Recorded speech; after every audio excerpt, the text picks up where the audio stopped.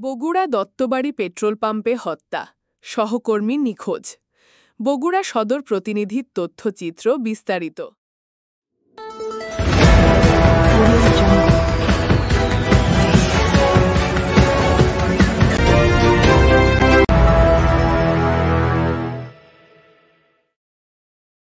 বগুড়ায় নির্মম হত্যাকাণ্ড।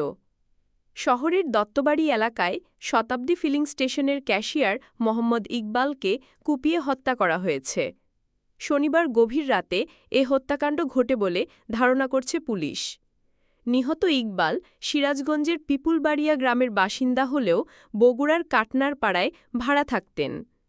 পুলিশ জানায়, রাতের শিফটে দায়িত্ব পালনকালে সহকর্মী রতনের সঙ্গে ছিলেন তিনি। পরদিন সকালে কর্মীরা এসে টেবিলের উপর ইকবালের রক্তাক্ত লাশ দেখতে পান। ময়নাতদন্তের জন্য লাশ পাঠানো হয়েছে শহীদ জিয়াউর রহমান মেডিকেল কলেজ হাসপাতালের মর্গে। এ ঘটনায় রহস্য ঘনীভূত হচ্ছে। ইকবালের সহকর্মী রতন বর্তমানে পলাতক। তার বাড়ি শাহজাহানপুর উপজেলার নিশ্চিন্তপুর গ্রামে।